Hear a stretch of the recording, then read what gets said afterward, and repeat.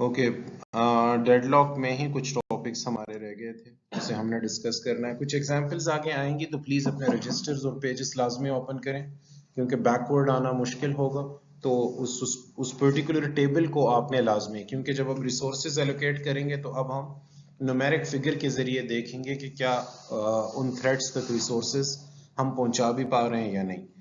Okay, avoidance algorithms हमने basics पढ़ी थी डेडलॉक की, हमने डिस्कस किया था। हमने रिसोर्सेज एलोकेट किए थे थ्रेड्स को। थ्रेड्स मीन प्रोसेसेस, ठीक है ना। हमने प्रोसेसेस को रिसोर्सेज एलोकेट किए थे। हमने सेफ स्टेट पढ़ी थी। सेफ स्टेट कौन सी स्टेट होती है? जिसमें डेडलॉक नहीं है, इन अदर वर्ड्स जिसमें कोई साइकिल नहीं बन रहा। जिसमें साइकिल नहीं बन रहा इट मींस डेडलॉक नहीं है, ठीक है। तो उसे हमने सेफ स्टेट कहा था। दो टर्मिनोलॉजीज यहाँ पे यूज हो रही हैं, एक सिंगल इंस्टेंस और एक मल्टीपल इंस्टेंस। जब सिंगल इंस्टेंस की मैं बात कर रहा हूँ तो हमने जो डायग्राम पढ़ी थी रिसोर्सेज से रेलेवेंट, तो कुछ आर रिसोर्स था और उसमें डॉट्स मीन इसके मल्टीपल। बाज़ औक़ात रिसोर्सेज में मल्टीपल इंस्टेंसेस होते हैं, R1 रिसोर्स के साथ मल्टीपल इंस्टेंसेस होते हैं। तो बाज़ औक़ात कुछ रिसोर्सेज हमारे पास इस तरह होते हैं जिसमें एक ही इंस्टेंस हो, उसे क्या कहते हैं? Single instance of a resource type. Use a resource allocation. अब इसके लिए हम क्या करेंगे? रिसोर्स एलोकेशन ग्राफ को यूज करेंगे। आगे हम देखते हैं कि रिसोर्स एलोकेशन ग्राफ क्या है। ऑलरेडी हम बना चुके हैं, आज थोड़ा सा एक चीज आपकी रिमाइंड करवाऊंगा आपको। बाज़ औक़ात एक रिसोर्सेज से रेलेवेंट मल्टीपल इंस्टेंसेस आपके पास होते हैं, और वो मल्टीपल इंस्टेंसेस आप मल्टीपल थ्रेड्स को असाइन कर सकते हैं। उसके लिए हम बैंकर्स एल्गोरिथम यूज करेंगे। तो आज हम मोस्टली जो प्रैक्टिस करेंगे वो बैंकर्स एल्गोरिथम पे होगी, जो मैंने आपको बताया कि रजिस्टर पे आपने चीजें नोट करनी है, ठीक है।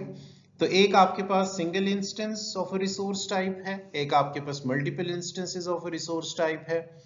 रिसोर्स एलोकेशन ग्राफ हम सिंगल इंस्टेंस के लिए यूज करेंगे, और बैंकर्स एल्गोरिथम हमने यूज करना है मल्टीपल इंस्टेंसेस के लिए, ठीक है।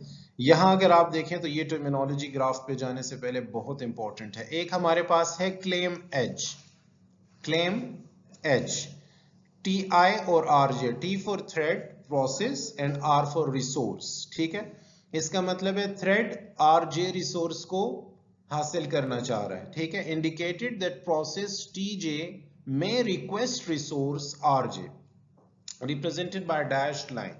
तो नेक्स्ट जो रिसोर्स ग्राफ में आपको डैश लाइन मिलेगी ना, उसका मतलब यह है कि मे बी ये थ्रेड इस पर्टिकुलर रिसोर्स को हासिल करने की कोशिश करे। मे बी की टर्मिनोलॉजी लाजमी जहन में रखना, ठीक है। अभी कंफर्म नहीं है, मे बी आगे जाके इसे जरूरत पड़े इस रिसोर्स की तो ये उसकी रिक्वेस्ट करे। तो इसे किससे? आप इसे क्लेम एज कहते हैं, ठीक है। क्लेम एज ने रिक्वेस्ट एज तब बन जाना है when a thread request a resource. अब उसने रिक्वेस्ट कर दी है, वहां मे बी करे और यहां उसने रिक्वेस्ट कर दी है, तो ये सॉलिड लाइन से बेसिकली हम ये ऑलरेडी ग्राफ में पिछले लेक्चर में डिस्कस भी कर चुके हैं। तो आपका क्लेम एज रिक्वेस्ट एज तब बनेगा जब वो रिक्वेस्ट कर लेगा उस पर्टिकुलर रिसोर्स की। कौन रिक्वेस्ट करेगा? थ्रेड। कौन रिक्वेस्ट करेगा? प्रोसेस या थ्रेड। अब आपका रिक्वेस्ट एज असाइनमेंट एज में तब्दील होगा जब वो रिसोर्स एलोकेट कर दी जाएगी। जब ये RJ रिसोर्स आप TI थ्रेड को एलोकेट कर दोगे तो इट मींस आपका रिक्वेस्ट एज किस में चेंज हो जाएगा? असाइनमेंट एज में। तो आपके पास कितने एज हो गए? क्लेम एज, जो कि मैं भी रिक्वेस्ट करे, रिक्वेस्ट एज रिक्वेस्ट कर चुका है वो रिसोर्स की, और असाइनमेंट एज उसे रिसोर्स मिल चुकी है, ठीक है। तो ये डेफिनेटली डिफरेंट डायरेक्शन में होगी आपके पास। When a resource is released by a thread, जब एक थ्रेड वो पर्टिकुलर रिसोर्स यूज कर चुका है और अब उसने रिलीज करने का वक्त आया है, तो हम क्या करते थे? जब वो रिलीज करेगा वेट का फंक्शन कॉल करते थे। वेट का फंक्शन इफ की कंडीशन चेक करता था, इफ की कंडीशन के बाद हम s माइनस माइनस करते, इसी तरह ही होता था ना, ठीक है। तो ओके, तो when a resource is released, जब एक थ्रेड रिसोर्स यूज कर चुका है तो डेफिनेटली अब उसने रिलीज करना है, तो assignment edge reconverts into a claim edge. Definitely अब उसे क्लेम एज स्टेट में दोबारा जाना है, उसे दोबारा से उसे मे बी वो रिक्वेस्ट करे अगर आगे उसे प्रोसेस को कंटिन्यू रखना है, ठीक है। मे बी उसे रिक्वेस्ट एज में कन्वर्ट करे, मे बी उसे असाइनमेंट एज में। तो ये सारा प्रोसेस हमने एक सोल्यूशन दी थी कि अच्छा ये है कि अब एक थ्रेड को अगर रिसोर्सेज चाहिए तो वो सारी की सारी प्रायोरिटी में क्लेम पहले ही से क्लेम कर ले। प्रोसेस स्टार्ट होने से पहले, एक थ्रेड स्टार्ट होने से पहले ही बता दे कि मुझे ये 5 रिसोर्सेज चाहिए। अगर उन 5 में से कोई एक रिसोर्स भी अवेलेबल ना हो तो ये वेटिंग स्टेट में हो। ऐसा ही हमने डिस्कस किया था ना। इससे थोड़ी सी लेटेंसी तो बढ़ेगी, लेकिन वो रिसोर्सेज एक ही वक्त में उसे मिल जाएंगे। जो प्रॉब्लम हमारी सॉल्व हो रही है वो कौन सी हो रही है इसमें? जो हमारी प्रॉब्लम इसमें सॉल्व हो रही है वो कौन सी हो रही है? Latency on a higher side होगी, मे भी इस प्रोसेस को वेट करना पड़े। इस पर्टिकुलर प्रोसेस से रेलेवेंट इंक्रीज हो गई है। एक और प्रॉब्लम जो हम सॉल्व कर रहे हैं, इस प्रोसेस के लिए डेडलॉक अगर नहीं होगा, क्योंकि इससे तो रिसोर्सेज इसने शुरू से ही कह दिया कि मुझे 5 रिसोर्सेज चाहिए, और वो 5 रिसोर्सेज हमने इससे कहा कि इस पर्टिकुलर मोमेंट पे इस रिसोर्स का एक इंस्टेंस अवेलेबल नहीं है, ठीक है, तो वो वेटिंग स्टेट में चला जाएगा। जब वो रिसोर्सेज सारे के सारे उसे मिल जाएंगे तो वो डेडलॉक में नहीं जाएगा, वो साइकिल में नहीं जाएगा, वो अनसेफ स्टेट में नहीं जाएगा। ऐसा ही होगा ना। तो resources must be claimed a प्रायोरी in the system. याद रखें, पहले से ही रिसोर्सेज का आप एक लिस्ट बता दोगे कि ये लिस्ट है और ये रिसोर्सेज मुझे एज अ प्रोसेस चाहिए, ठीक है। तो ये ऑलरेडी जी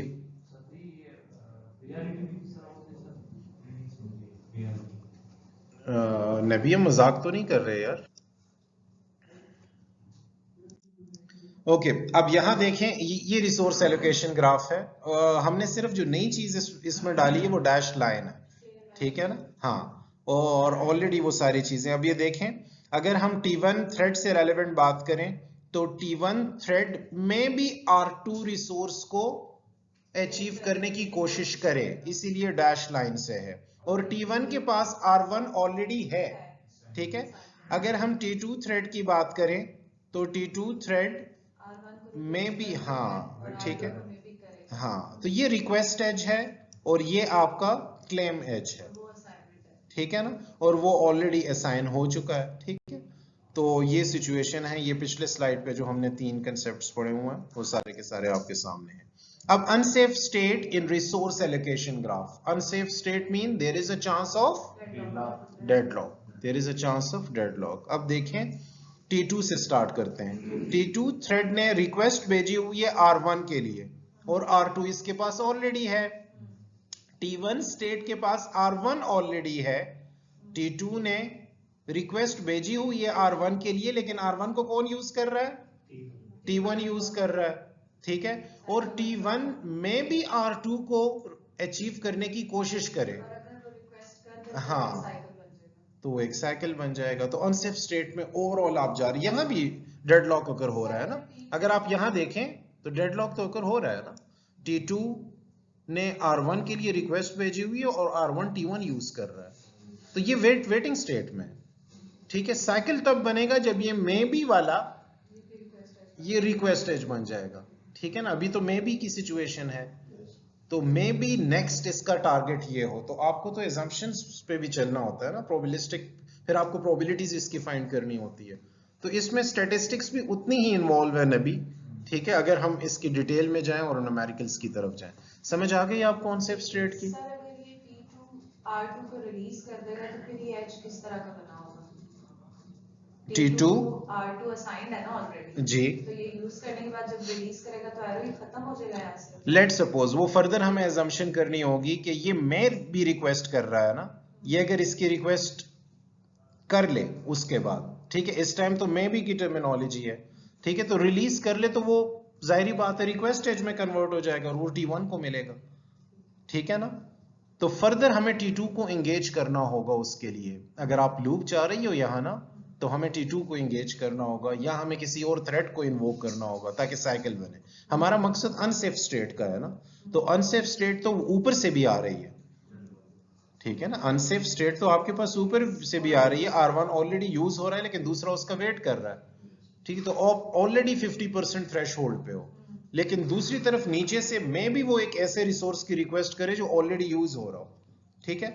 अगर वो रिलीज कर दे R2 को तो ये मे बी वाला कन्वर्ट हो जाएगा रिक्वेस्ट में, ठीक है ना। तो अब ये इसकी रिक्वेस्ट कर रहा है, तो उस टाइम तो ये फुलफिल हो जाएगा, क्योंकि R2, अगर R2 को उस टाइम एक और मे बी वाली रिक्वेस्ट T3 की तरफ से आए, ठीक है ना, तो फिर इस इनमें डेडलॉक अगर हो सकता है, अगर आप T1 और R2 से रेलेवेंट बात कर रही हो तो, ठीक है।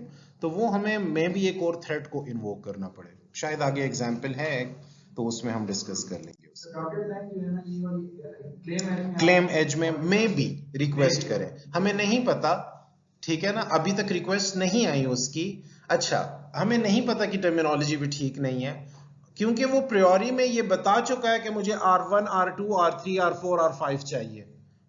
हम जब डेडलॉक पे पिछली क्लास से आ रहे थे तो हमने ये डिसाइड किया था कि बैंकर्स एल्गोरिथम में मैं सबसे पहले एक लिस्ट प्रोवाइड करूंगा, कि जिस तरह शॉपिंग की लिस्ट आपको मिलती है घर वालों की तरफ से, ठीक है ना। अब उनमें कुछ चीजें आप ले आते और कुछ चीजें आप नहीं लाते, ठीक है।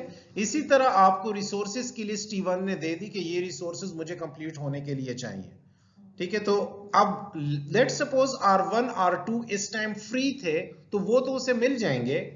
R3 इस टाइम, R3 को मे बी वो रिक्वेस्ट भेजे, तो वो मे बी वाली टर्मिनोलॉजी डैश लाइन से होगी। जब वो रिक्वेस्ट भेजेगा इंटरनली, ठीक है ना, वो रिक्वेस्ट तभी भेजेगा जब वो रिलीज होगी ना, ठीक है। तो बाज़ औक़ात ये लिस्ट जब प्रोवाइड की जाती है, ये भी जहन में रखना, ये रिलीज्ड रिसोर्सेज की प्रोवाइड की जाती है, जो फ्रीली अवेलेबल होते हैं ना रिसोर्सेज, उनकी लिस्ट दी जाती है, वरना एक लिस्ट एक थ्रेड से एसोसिएट ही नहीं की जाती। हम जो ये एग्जांपल दे रहे हैं ना कि R1, R5 में से 3 यूज हो रहे हैं, ऐसा होता नहीं है प्रैक्टिकली अगर उसने 5 रिसोर्सेज की रिक्वेस्ट की है एक थ्रेड ने, तो अगर ये पांचों के पांचों रिसोर्सेज फ्री नहीं है तो उसे वेट कराया जाता है। आपको वेटिंग ऑफ J याद है? Waiting of J is equal to true, ठीक है ना। Waiting of J is equal to true इसे किस में डालता है? इसे वेटिंग क्यू में डालता है, ठीक है ना। उसके बाद ये रेडी क्यू में तब आता है जब आप सिग्नल को कॉल करते हो, पिछला सब याद है ना, जब आप सिग्नल को कॉल करते हो तो उस टाइम सिग्नल क्या करता है? सिग्नल एक रिसोर्स को फ्री, जब एक रिसोर्स फ्री हो जाती है, रिलीज हो जाती है, जिस तरह आपने कहा, ठीक है, तो उस टाइम S++ हो जाता है, ठीक है। तो रिसोर्स को रिलीज करने के लिए, जब रिसोर्स रिलीज होगी तो सबको सिग्नल तो एक देना है आपने ना, कि मेरे पास अब फ्रीली अवेलेबल रिसोर्स है, अब आप इसे यूज कर सकते हो। तो वो पिछला वाला सारा का सारा चल रहा है, वो फ्लैग वेरिएबल्स वो सारे के सारे इन्वोक हो रहे हैं। रिसोर्स एलोकेशन ग्राफ एल्गोरिथम में क्या हो रहा है? Suppose that thread Ti request resource Rj, Ti ने क्या रिक्वेस्ट की? Rj रिसोर्स की। The request can be granted only if converting the request H to an assignment H does not result in the formation of a cycle. अब ये चीज बहुत important है। आपने एक रिसोर्स की रिक्वेस्ट की, अब अगर इस रिक्वेस्ट को फुलफिल करते हुए आप साइकिल को अचीव कर रहे हो, इट मींस डेडलॉक को अचीव कर रहे हो, इट मींस आप अनसेफ स्टेट में जा रहे हो, तो आप कभी भी वो रिसोर्स एलोकेट नहीं करोगे। तो ये ओवरऑल प्रायोरी में रिसोर्सेज का पता होना बहुत लाजमी होता है। हमें पता चल जाता है कि इस पर्टिकुलर थ्रेड को इन रिसोर्सेज की जरूरत है, ठीक है ना। तो हम ओवरऑल रीड करते हैं, हम इसकी कॉम्प्लेक्सिटी भी आगे देखेंगे कि एक चीज का अंदाजा अगर आपको हो रहा हो, आप पूरे के पूरे नेटवर्क को रीड कर रहे हो। इन अदर वर्ड्स, आप पूरे के पूरे बैंकर्स क्या कर रहा है कि जितने भी प्रोसेसेस इन्वोक हैं उनका रीड करके एक इमेज अपने माइंड में बना रहा है, ठीक है ना। जब तक सारों का नहीं पता होगा तो आप किस तरह साइकिल का देख सकोगे, ठीक है ना। तो ये वो रिसोर्स रिलीज हुई, उस रिसोर्स को असाइन करने से पहले किसी दूसरे थ्रेड को देखा जाएगा कि कोई साइकिल तो नहीं बन रही।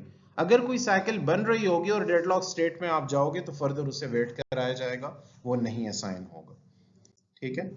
ओके, बैंकर्स एल्गोरिथम क्या करता है? Bankers algorithm mostly multiple instances. अब एक रिसोर्स से रेलेवेंट मेरे पास इंटरनली मल्टीपल इंस्टेंसेस अवेलेबल होंगे।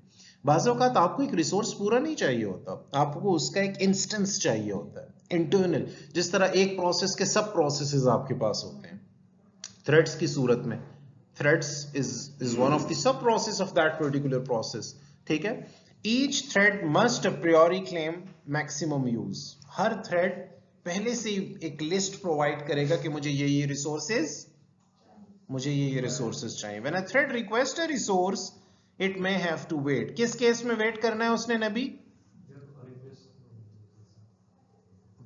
किस केस में उसने वेट करना है? When a thread request a resource it may have to wait. किस केस में? केस में जब वो सर्वर या फ्री नहीं होते, मतलब अगर रिक्वेस्ट भेज देते हैं वो वेटिंग कर रहे हैं। एग्जैक्टली मुझे 3 रिसोर्सेज चाहिए थे, इनमें से कोई एक रिसोर्स अभी यूज हो रहा है, ठीक है ना, तो आपको वेट करना पड़ेगा। उस केस में वेट करेगा ना जब इसको रिसोर्स एलोकेट करने से साइकिल बन रहा होगा। हाँ, अभी हमने उस केस पिछली slide में एग्जैक्टली पढ़ा उस कि केस में भी एक वेट करेगा, ठीक है, क्योंकि यहाँ वो प्रियोरी क्लेम की बात हो रही थी ना, डेफिनेटली उसने वेट करना है उस केस में। When a thread gets all of its resources, it must return them in a finite amount of time. इसका मतलब ऐसा नहीं हो सकता कि आपको कोई चीज, कोई रिसोर्स दे दिया गया है, आपको प्रिंटिंग करने के लिए टाइम दे दिया गया है और आप सारी उम्र आप ही प्रिंटिंग करते रहो, ठीक है ना, क्योंकि एक नेटवर्क पे जब प्रिंटर या स्कैनर मौजूद होता है तो वो पूरी ऑर्गेनाइजेशन का होता है, अनटिल एंड अनलेस के एडमिनिस्ट्रेटर की तरफ से प्रायोरिटीज मेंटेन ना की गई हो। हायर मैनेजमेंट के लिए प्रायोरिटी होती है, तो उनकी तरफ से अगर प्रिंट उन ऑफिस उस पर्टिकुलर आईपी से अगर प्रिंट की रिक्वेस्ट आती है तो बाकी स्टॉप कर दी जाती है, ठीक है ना। तो वो एक डिफरेंट है क्योंकि वो आपने कॉन्फ़िगर ऐसा किया है, खुद से आपने कॉन्फ़िगरेशन इसकी ऐसी की है, ठीक है। ओके, अब इन टर्मिनोलॉजीज को जरा गौर से आपने देखना। n is basically the number of processes, m is the number of resources. n हमारे पास नंबर ऑफ प्रोसेसेस हैं किसी भी सिस्टम में और m हमारे पास नंबर ऑफ रिसोर्सेज हैं। एक हमारे पास अवेलेबल की टर्मिनोलॉजी होती है, एक मैक्स की टर्मिनोलॉजी होती है, एक एलोकेशन की टर्मिनोलॉजी होती है और एक नीड की टर्मिनोलॉजी होती है। अवेलेबल मीन अवेलेबल रिसोर्सेज, इस टाइम पे आपके पास कितने नंबर ऑफ रिसोर्सेज अवेलेबल है। If available of j is equal to k, there are k instances of resource type rj available. इसका मतलब है एक रिसोर्स से relevant k number of instances available हैं इस टाइम, जो कि आप एलोकेट कर सकते हो, ठीक है, किसी भी थ्रेड को। Maximum, if max of ij is equal to k, इसका मतलब है कि मैक्सिमम नंबर ऑफ इंस्टेंसेस इतने आप एलोकेट कर सकते हो, इस एक रिसोर्स टाइप के अवेलेबल है, ठीक है।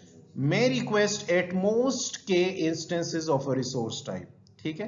एक थ्रेड इतने ही नंबर ऑफ इंस्टेंसेस, मैक्सिमम कितने, k number of instance at most allocate कर सकता है या उसे मिल सकते हैं, ठीक है, किसी भी रिसोर्स से रेलेवेंट। एलोकेशन क्या है? If allocation is equal to k is currently allocated, इतने ही इंस्टेंसेस एलोकेट हो सकते हैं। अवेलेबल मीन अभी सिस्टम के पास अवेलेबल हैं, कोई और यूज नहीं कर रहा। मैक्सिमम इतने ही कर सकता है, ठीक है। एलोकेशन इतने के इंस्टेंसेस ही एलोकेट कर सकता है, मैक्सिमम इतने ही हैं और मैक्सिमम इतने एलोकेट कर सकता है। नीड, मैं नीड के मोब, बाज़-औक़ात एक थ्रेड को इनिशियली 2 इंस्टेंसेस चाहिए होते हैं, वो बाद में रिक्वेस्ट करता है कि मुझे इतने और इंस्टेंसेस चाहिए किसी रिसोर्स से रेलेवेंट, ठीक है ना।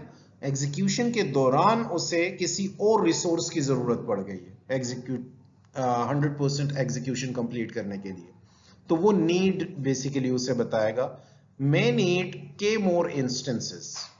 देयर इज अ पॉसिबिलिटी कि एक थ्रेड को इनिशियली उसने जो लिस्ट प्रोवाइड की है इन रिसोर्स इन इंस्टेंसेस की है, लेकिन उसे बाद में पता चला एग्जीक्यूशन के दौरान कि उसे R2 रिसोर्स से भी रेलेवेंट इंस्टेंसेस चाहिए, ठीक है। तो ये नीड में उसने रिक्वेस्ट देनी है, तो नीड आपकी क्या होगी, maximum minus allocation.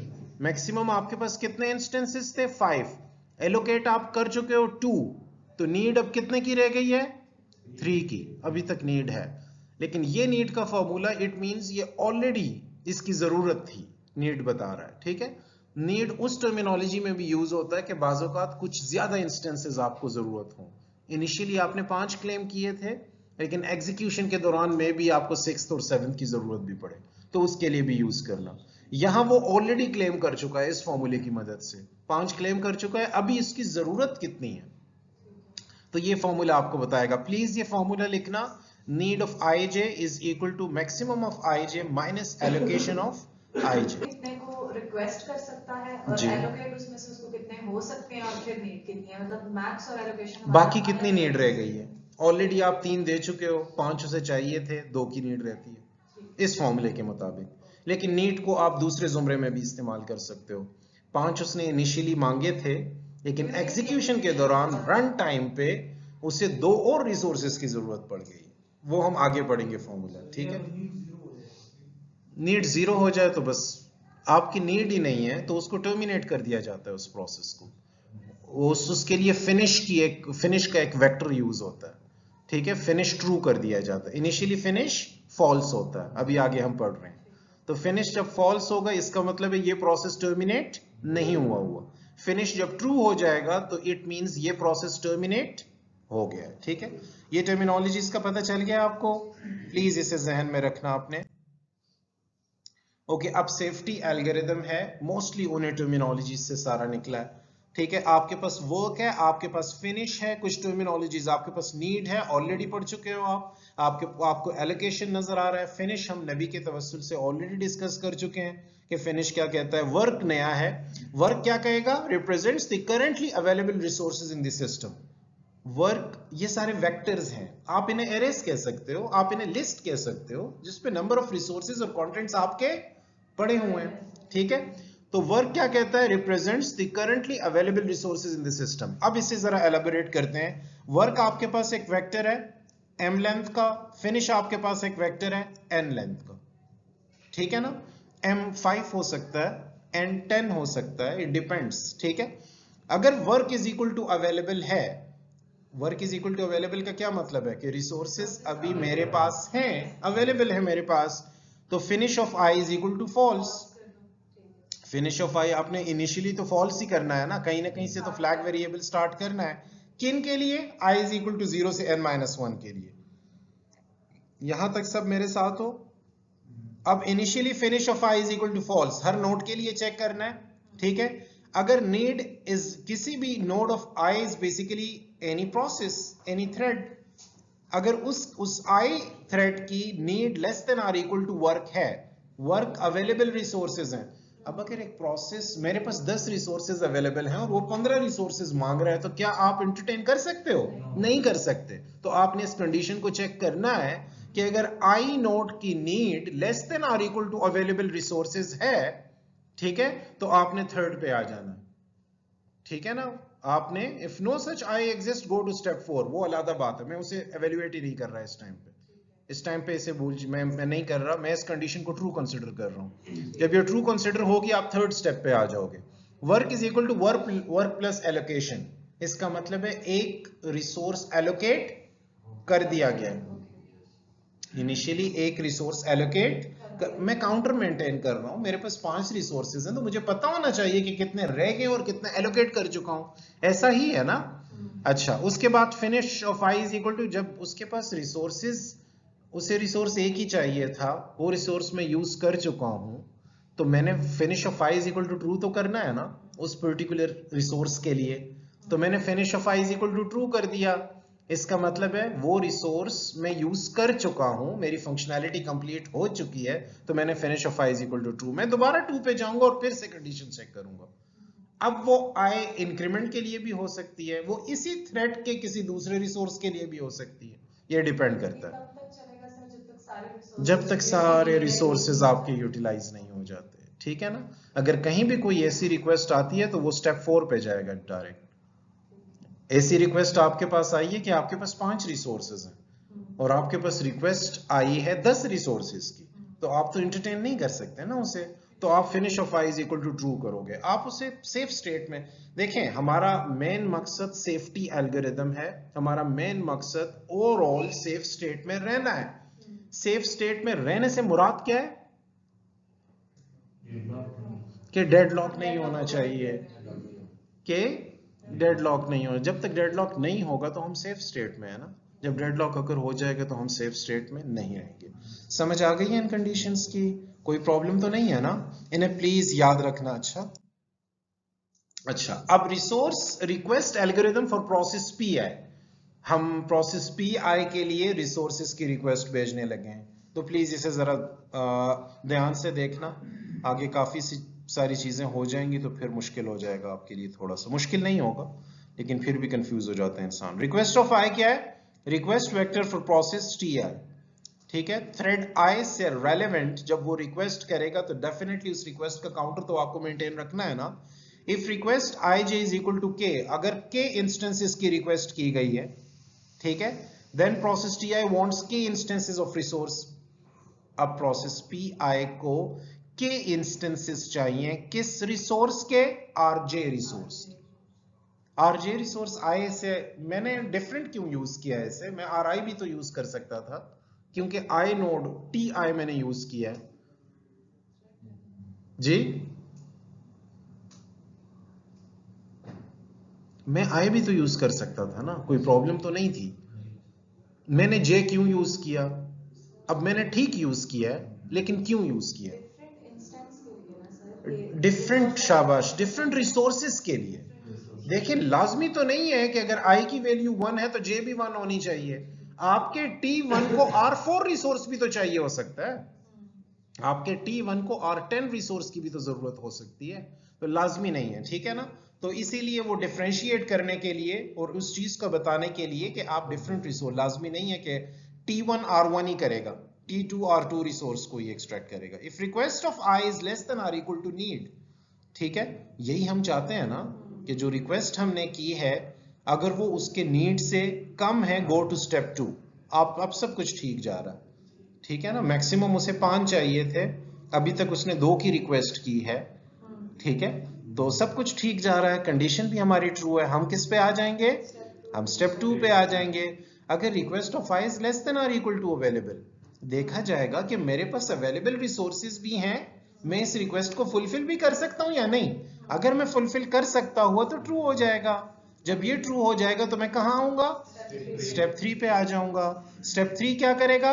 Available is equal to available minus request. एक रिसोर्स एलोकेट हो चुका है तो अपने रिपोजिटरी में एक कम कर दो, तो मैंने अवेलेबल को कम कर दिया। Allocation is equal to allocation plus request. Allocate में एक और कर चुका हूं, एलोकेट को इंक्रीज कर दो। ऑलरेडी मैं 3 let's suppose resource instances allocate कर चुका था, अब 4th की रिक्वेस्ट आई। जब 4th मैंने एलोकेट किया तो मैंने इंक्रीमेंट तो करना है ना, एलोकेशन को काउंटर तो मेंटेन रखना है। मुझे ये हिसाब रखना है कि इसने 5 मांगे थे और अभी 4 इसे हो चुके हैं, ताकि वो 20 तो ना मांग ले फिर किसी पर्टिकुलर टाइम ड्यूरेशन पे। Need is equal to need minus request. अब उसकी नीड में भी तो एक की कमी कर दो ना, जो उसे 5 चाहिए थे, एक में एलोकेट कर चुका हूं, नीड उसकी 4 की रह गई है। तो आपने ये सारे के सारे काउंटर्स, मैं फिर कह रहा हूं प्लीज ये आपने चीजें अपने जहन में रखो। नेक्स्ट स्लाइड पे आपने खुद सॉल्व करना है, ठीक है। आइट्रेशंस हैं, 7 8 स्टेप्स हैं। मैं एक टेबल प्रोवाइड करूंगा आपको न्यूमेरिक फॉर्म में रिसोर्सेज बताऊंगा, R1 R2 R3 10 7 3, ठीक है। तो ये फॉर्मूले प्लीज एक दफा लिख लो, ठीक है। मैं इसे पॉज कर रहा हूं ताकि आप तसल्ली से इसे लिखो। ओके, तो देखें, अगर सेफ है, if safe the resources are allocated to T of i। अभी तक तो सब कुछ ठीक चल रहा था, ठीक है ना। अगर रिसोर्सेज भी उतने ही हैं जितने वो मांग रहा है, अगर अवेलेबल रिसोर्सेज भी सिस्टम्स के पास मौजूद हैं, अगर वो प्रॉपरली एलोकेट भी कर चुका है, तो सब कुछ ठीक चल रहा है। इफ अनसेफ, अगर उसने एक ऐसी रिक्वेस्ट कर दी है कि उसने 10 रिसोर्सेज मांग लिए हैं और अवेलेबल उसके पास कितने हैं? 7, तो यहां प्रॉब्लम होने वाली है ना। तो टी को या वेट करना पड़ेगा and the old resource allocation state is restored. अब टी थ्रेड को उस वक्त तक वेट करना पड़ेगा जब तक वो रिसोर्सेज जो इसे एलोकेट नहीं किए गए और जो किसी और को एलोकेटेड हैं वो उससे रिस्टोर कर लिए जाएं, ठीक है ना। तो होपफुली आपको ये सारी चीजें समझ आ गई हैं, कोई कंफ्यूजन तो नहीं है।